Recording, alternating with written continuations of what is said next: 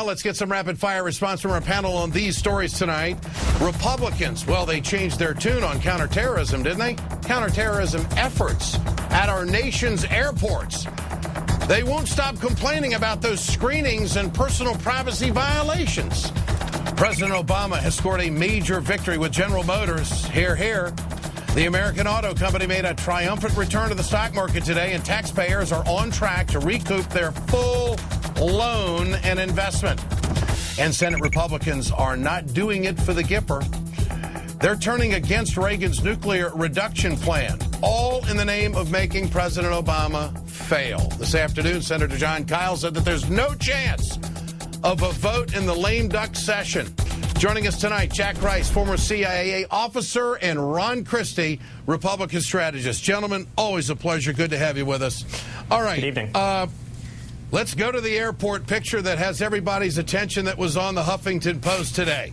Now, this is what it's come to. We're getting felt up in airports, and Americans are getting uptight about it. Jack, you're a CIA guy. Do we have to do this?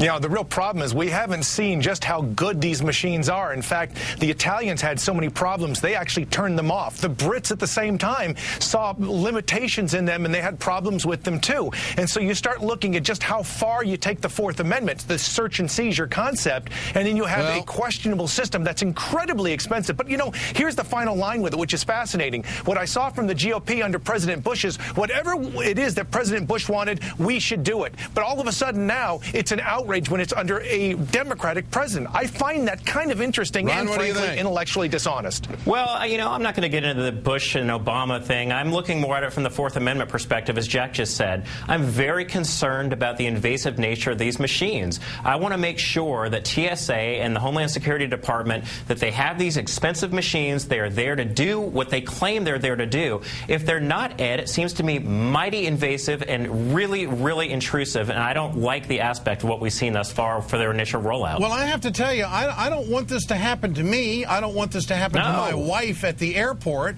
And I don't think employees for the TSA should be subjected to doing these kinds of things to that photo that we saw. I mean, the next thing he's going to do is ask you to turn your head and cough. I mean, how up close and personal do they have to get? Put me in the machine. I mean, what's wrong with going into a machine? What do you guys think of that?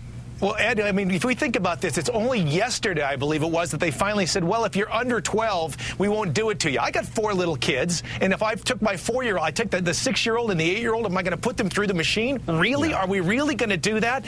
But that's the kind of problem that we have to have. And because of what we have seen, the inability of these machines to do what it is that they were claiming, and the incredible cost to actually do this, and then these Fourth Amendment issues that I think Ron and I actually agree on, and which scares me a little, Ron, I admit, that I think under those circumstances, we really have to be careful here. Well, and let me just say this, Ed, my wife didn't like going through these procedures either. And beforehand, the TSA folks used to use the back of their hands when they were in these invasive areas. Now they're using the front of their hand. I mean, really? I mean, do you really want to start feeling up people over the holidays? I don't like the looks of this one bit. All right, let's go to the next story. President Obama, I guess you could say, came out and spiked the ball today. And I think rightfully so. Actually, I think they were a little bit late on it. But, of course, General Motors is a success story. Here's the president. Today, one of the toughest tales of the recession took another big step towards becoming a success story. General Motors relaunched itself as a public company, cutting the government's stake in the company by nearly half. What's more, American taxpayers are now positioned to recover more than my administration invested. It was not a bailout. It was a loan. Ron Christie, isn't this a victory for America to save over 1 million jobs? Of course it is. I mean, I was thrilled. I thought the CEO of GM was very emotional in interviews that I saw yesterday, and I thought he looked pretty good this morning ringing the bell in the New York Stock Exchange. But the Republicans were against it, Ron. They just, they called it a bailout. They said it was government motors. They said that President Obama wanted to take over the car industry. Now what are they saying? Well, I can only speak for myself, Ed. You remember I came on here and I said, for goodness sakes, government's getting in the way of everything.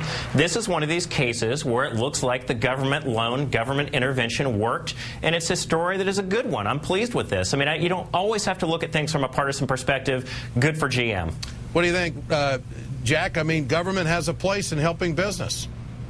Of course it does. This is an investment in America, not just in business, but into all of those employees and all of those other companies that are support companies and satellite companies that are tied to GM. The success of this is something that I think all should acknowledge. Sadly, we see this sort of left and right dichotomy when this isn't that. This is a pro-American story, and everybody involved has benefited, including the American taxpayer, and that's something we should all be proud of, and I think something we should remember in the broader sense. Ron Christie, why aren't the Republicans in favor of this nuke treaty with the Russians when the reduction in the stockpiles is far less than what other Republican presidents had when it was signed? What about that? Well, I think it's a question of the time frame, Ed. I think the Constitution provides for the president to submit a treaty for ratification and the Senate in their due deliberative course to ratify it or reject it. And I think the question of saying that we need to have this treaty ratified in the lame duck, whether it ends this week or next week, I think causes a little concern for Republicans. Let's look at the merits of the treaty. Let's make sure it's in the best interest of the United States. Well, they let's did not put an arbitrary. Well, I know, but I'm just saying let's not put an arbitrary date on it. Why do we have to get it done by the end of next week? I mean, explain to me the compelling national security interest of why it has to be done by the end of next week. The Russians are ready to sign. They're expecting it. The administration's put a lot of time and effort into this. Your thoughts, Jack? Well, this is an outrage, frankly. I mean, this is a perfect example of where you see politics actually stepping into the place of national security. We've seen this so many times. You can see the president just today. He had Republican and Democratic secretaries of state, including Kissinger and others. Baker was up there, too. You saw this from guys on Republicans now who are finally saying this is outrageous for the Republicans to actually do this. It's all about not giving President Obama a victory. It's all about not giving President Obama a victory. Jack Rice, Ron Christie, great to have you with us. Ron, doggone it, nobody yelled at you tonight. What's the world coming to, Ed? You know what? It must have been that nuke treaty we were talking about. That's it. All right.